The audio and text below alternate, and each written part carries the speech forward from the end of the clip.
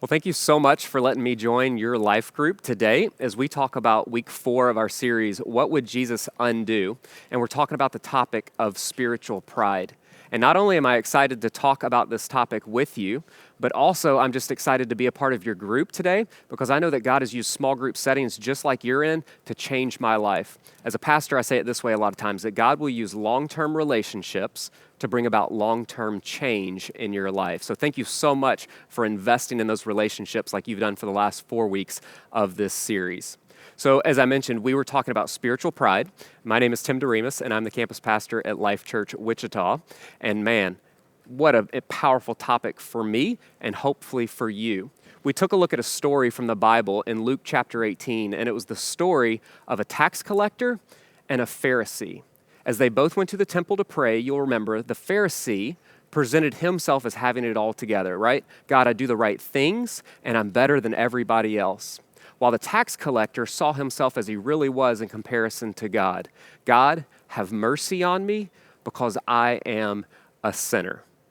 We're not going to be like the Pharisee, though. We are going to be like the tax collector, not being full of ourselves, but instead emptying ourselves so that we can be filled up by the grace of Jesus. So when I started the message, I shared a story, and it was about a time I asked my wife, Katie, to edit a paper for me.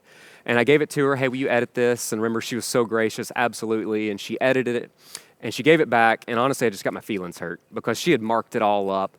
And not only did I get my feelings hurt, I kind of got a little bit insecure. I got a little bit prideful. Wait, they asked me to write this paper, not you. I'm going to turn in my thoughts, not your thoughts. And remember, I turned it in, and I got a terrible grade and a bad comment from the professor. And so I had to go back to her, and I had to say that thing that we hate to say, which is, I'm sorry, you were right, and I was wrong. So here's what I'd love for you to discuss for just a few minutes, is what was one of those times in your life where you had to come back? Maybe it was because you were full of pride in a situation, or maybe it was the situation brought humbling into your life, but what was a time that you had to go back and you had to say those dreaded words? I'm sorry, you were right, I was wrong. Maybe it was in your marriage. Maybe it was parenting your kids. Maybe it was a financial decision that you made and somebody had warned you against. So let's take a minute and let's discuss those times where we had to come back and say, I'm sorry, because we chose to act out of pride instead of humility.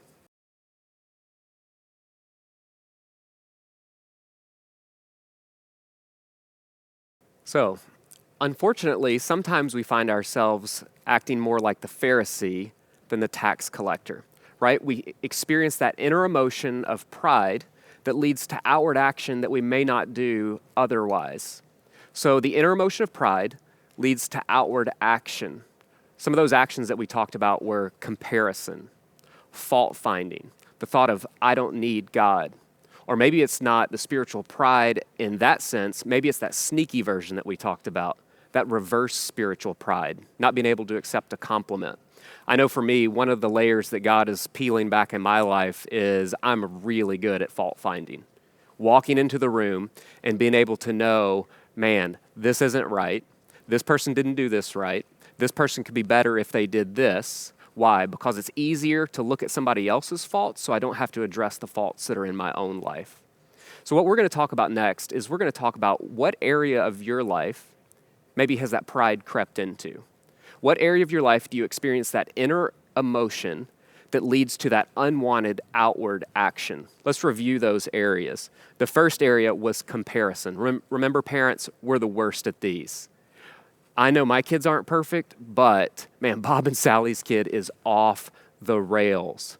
Why do we compare? Because it's easier to lift ourselves up when we're pushing somebody else down. So maybe it's comparison that you struggle with. Maybe it's the thought of, I'm not really sure that I even need God. I'm a pretty good person at the end of the day, and I'm even a lot better than a lot of the Christians who are around me. So it's the thought, I don't need God. Maybe it's fault finding, like I talked about, that I can struggle with sometimes. Maybe it's attention seeking. Remember, we're looking around, more worried about our people looking at us than we are doing what God has called us to do. So maybe you struggle with attention seeking. Or maybe it's that sneaky reverse pride, the inability to receive a compliment by just simply and graciously saying, you know what, thank you. But instead, we have to try to deflect it of, Jan's really the one who did all the work, or it's better to be lucky than good, instead of just a simple thank you. Maybe it's the I nevers. I could never be used by God because he hasn't made me good at anything. Or you know what? I could never lift my hand in worship because I wouldn't want people to be looking at me instead of worshiping God. Or I could never share my faith with somebody at work because I don't want to be that super spiritual guy. I could never do that.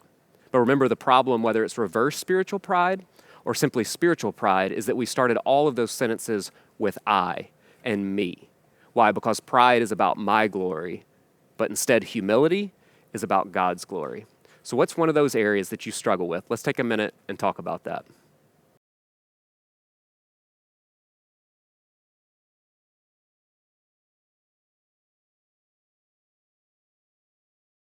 Okay, so one last question. Remember, at the end of the message, we only had one action step, and that action step was this, is that whenever we're feeling an emotion, maybe it's pride, maybe we're unsure of whatever it is, whenever we have that bit of insecurity or fear creep in, or maybe it's that we're about to make a big decision, we're going to ask ourselves this question. Is it about my glory or is it about God's glory? Is it based upon my sufficiency, that I'm good enough? Is it based upon my value, that I'm important enough? Is it based upon the fact that I want to be exalted? I want people to look at me? Or is it based upon Christ and his sufficiency?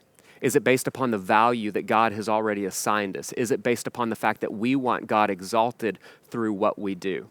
So the question is it about my glory or is it about God's glory? So a few things to think about as you're getting ready to talk about this. Maybe for you, what it can mean is this, that thought of, you know what? I don't need anybody else because I have it all together. Or it's the idea that your value is based on what you can accomplish or maybe what you can accumulate, right? Driving the right car, carrying the right purse because it makes you feel better than everybody else. Maybe it's that you need to put others down so that you can feel better about yourself. So what is one area of your life where you could empty pride in order better to bring glory to Christ? I know for me that one of these areas, as I mentioned earlier, was talking about fault finding. But instead, whenever I'm about to do something, whenever I'm about to shoot this video, instead of worrying about, man, how do I look? How am I going to come across? What are people going to think?